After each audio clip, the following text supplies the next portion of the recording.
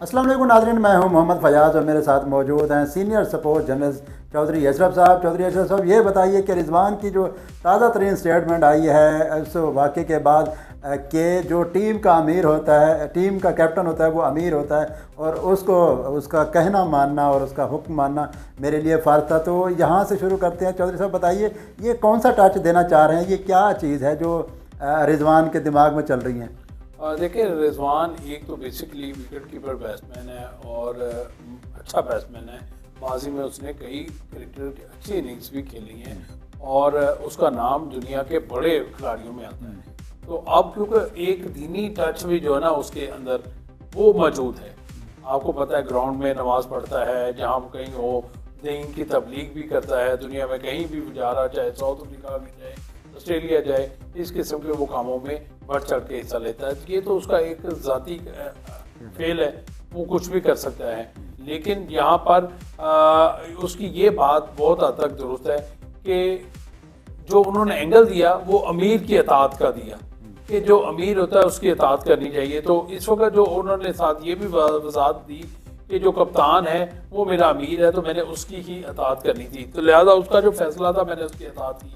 और उन्होंने इस बात की भी साथ वजाहत कर दी मोहम्मद रिजवान ने कि ये जो बातें चल रही हैं कि मैं लीग को छोड़कर वापस जा रहा हूँ, ऐसी बातों में कोई सदाकत नहीं है।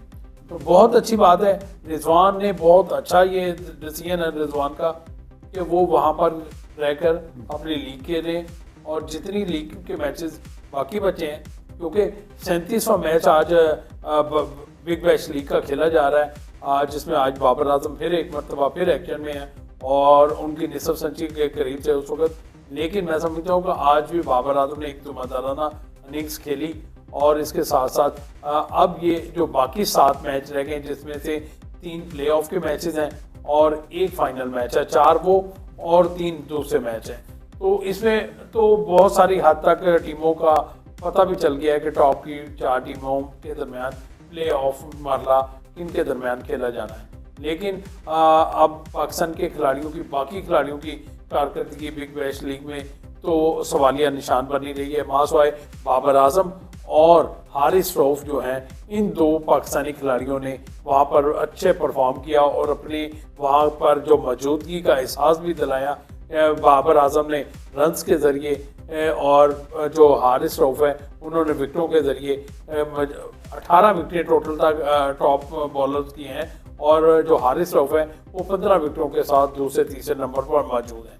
तो ऐसी सूरत में पाकिस्तान के 2 खिलाड़ी 7 खिलाड़ी जो बिग बैश लीग में शरीक थे उसमें से 2 की कारकर्दगी नुमाया रही है। अब मैं समझता हूँ कि इस कारकर्दगी बिग बैश की कारकर्दगी की बुनियाद पर ये जो हारिस रऊफ है और बाबर आजम ये हमारे वर्ल्ड कप स्क्वाड का भी हिस्सा होंगे।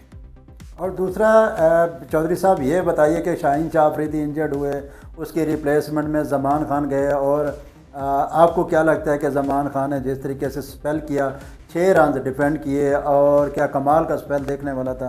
तो शाहीन शाह अफरीदी आप जिस तरीके से कह रहे हैं ना, कुछ प्लेयरों की रिप्लेसमेंट भी अच्छी परफॉर्मेंसेस भी देखने को मिली, तो ये परफॉर्मेंस तो मुझे लगता है कि यकीन ना करने वाली, के नाकाबिल यकीन वाली ये परफॉर्मेंस। ज़मान खान वैसे ओवरऑल भी अच्छी बॉलिंग, अच्छे स्पेल कर रहे हैं, क्या उनकी भी टीम में या स्क्वाड में वापसी हो सकती है?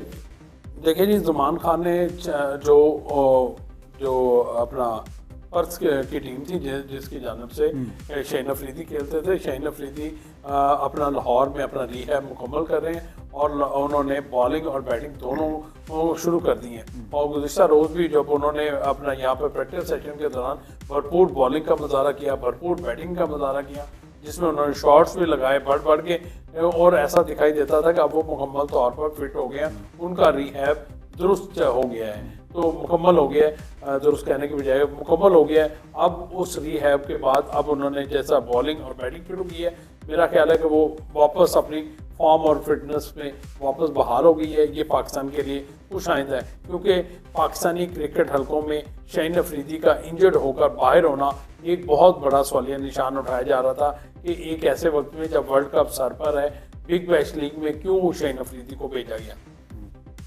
लेकिन क्योंकि उनकी इंजरी संजीदा नौयत की नहीं थी, उनको जो फिटनेस मसाइल हुए वहाँ पर, क्योंकि ऑस्ट्रेलिया की जो सरफेस होती हैं वो थोड़ी सी नरम होती हैं, वहाँ पर आपको ये हैमस्ट्रिंग वगैरह जो है ना इसके मसाइल का सामना करना पड़ सकता है। लेकिन अब अल्लाह का शुक्र है कि हमारा जो फास्ट बॉलर है, प्राइम फास्ट बॉलर है, वो मुकम्मल फिट हो गया है। और जहाँ तक आपने बात की ज़मान खान की, देखिए ज़मान खान को उन्होंने उसके रिप्लेस के तौर पर लिया था और ज़मान खान इससे पहले भी बिग बैश लीग में नुमाइंदगी कर चुका हुआ है।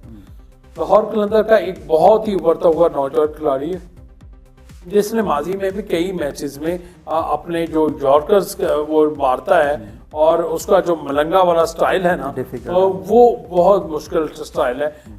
जो उसको खेलना आसान नहीं होता बल्लेबाज के लिए। वो जब वो उसके पाँव में जाके यॉर्कर मारता है तो अक्सर बल्लेबाज उसको खेलते खेलते गिर भी जाते हैं। तो वहाँ पर उसने आखिरी ओवर में 6 रन चाहिए थे, वो 6 रन का जिस तरह उसने दफा किया, मैं समझता हूँ उसके एतमाद में इजाफा हुआ होगा। और पाकिस्तान क्रिकेट बोर्ड को वो चाहिए कि ज़मान खान को वर्ल्ड कप के जो अगर आपके स्क्वाड में जगह नहीं बनती तो फिर कम अज़ कम उसको रिज़र्व खिलाड़ियों में ज़रूर रखा जाए, ताकि खुदा न खास्ता अगर हारिस रऊफ़ या शाहीन अफरीदी, ये हमारे 2 की बॉलर हैं, सलमान मिर्ज़ा भी हैं तीसरे जो T20 के, अगर इनमें से कोई इंजरी मसाइल का शिकार होता है तो उसके रिप्लेस के तौर पर ज़मान खान को मौका दिए। जी बिल्कुल, ये चौधरी साहब बिल्कुल आपने सही कहा है कि अगर हमारे प्राइम बॉलर्स कभी मैच में रेस्ट भी देना पड़ जाता है या कोई ऐसा इम्पोर्टेंट मैच नहीं होता जिसमें हम चाहते हैं कि उस खिलाड़ी को यूटिलाइज़ किया जाए। दूसरा सबसे बड़ी बात, कोई इंजरी खुदा न खास्ता हो जाती है तो आपके पास अगर रिज़र्व में ऐसा बॉलर होगा जिसके ऊपर भी आप उसी तरीके से भरोसा कर सकते हैं जैसे आप अपने टॉप क्लास बॉलर्स को। तो दूसरा जैसे ज़मान खान का डिफ़िकल्ट एक्शन है, उसने अपनी बॉलिंग में वेरिएशन लेके आया है और जहाँ पे वो पेस जनरेट करता हुआ नज़र आता है वहाँ पे स्लोअर वन और स्लोअर वन बाउंसर के साथ परेशान करता हुआ नज़र आता है। तो अगर उनको प्रायोरिटी में रखा जाए इस वर्ल्ड कप के स्क्वाड के लिए, क्योंकि श्रीलंका के पिचेस के अंदर अगर वहाँ पे ज़मान खान की मौजूदगी होती है तो क्योंकि वो ज़्यादा रूम देता नहीं है, विकेट टू विकेट बॉल करता हुआ नज़र आता है और हाई आर्म एक्शन भी नहीं है, उसका स्ट्रेट टू मिड स्टम्प होता है। तो अगर उसको मौका दिया जाता है, उसको अगर एलिजिबल किया जाता है इस स्क्वाड में, तो ये पाकिस्तान के लिए खुश आइंदा नहीं हो जाएगा। क्योंकि शाहीन शाह अफरीदी तो मुझे नहीं लगता कि पूरे मैचेस खेलते हुए नज़र आएंगे, क्योंकि उनको कुछ मैचों में रेस्ट भी दिया जाएगा जान के, ताकि वो जो इम्पोर्टेंट मैच हैं वो मिस ना हो। तो इस देखें सबसे बड़ी जो बात है कि ज़मान खान जो है वो पिछले 3-4 साल से हमारे सिलेक्शन कमेटी, क्रिकेट बोर्ड उनकी नज़रों में आ चुका हुआ है। जिस तरह लाहौर कलंदर ने अपने प्लेयर डेवलपमेंट का जो उन्होंने टैलेंट हंट किया तो वहाँ पर ज़मान खान को उन्होंने सेलेक्ट किया और ज़मान खान आज इस सतह पर पहुँच गए हैं कि बिग बैश जैसी बड़ी लीग है उसका भी वो हिस्सा है। पाकिस्तान सुपर लीग में तो लाहौर कलंदर्स की वो नुमाइंदगी करते ही हैं, लेकिन वहाँ पर जो बिग बैश लीग में भी उनका जाके परफॉर्म करना और सिर्फ शिरकत नहीं है बल्कि साथ साथ वो परफॉर्मेंस भी दे रहे हैं। ज़मान खान के हवाले से मैं समझता हूँ कि अब इस नौजवान खिलाड़ी को मुस्तकबिल में नेशनल टीम में मौका देना बनता है।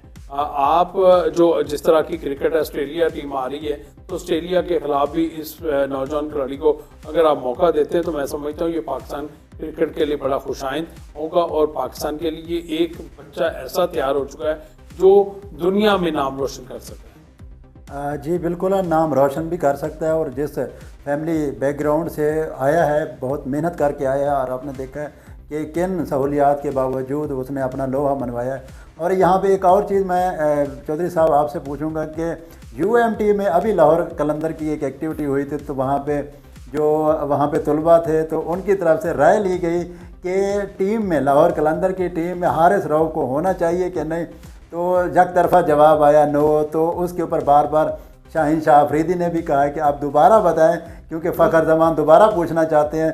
तो ये थोड़ा हल्ला गुल्ला हो रहा था जब बाकी सीरियस नोट पे हो रहा था कि अब लाहौर कलंदर से थोड़ा सा साइड पे करना चाह रहे हैं हारिस रऊफ़ को। नहीं, ऐसे नहीं है। देखें, जब स्टूडेंट नौजवान इकट्ठे हों तो वहाँ पर एक फ़न की सूरत हाल, वो जो ना मीट एंड ग्रीट जब प्रोग्राम था ना उनका, वो मीट एंड ग्रीट जो है ना वो फ़न में तब्दील हो चुका था। हर कोई देखें, फैंस की हर किस्म का फ़ैन है आपके पास, जो आपको प्यार भी करता है, जो आपसे नफरत भी करता है, जो आपको सपोर्ट भी करना चाहता है, जो आपसे कारकर्दगी भी चाहता है।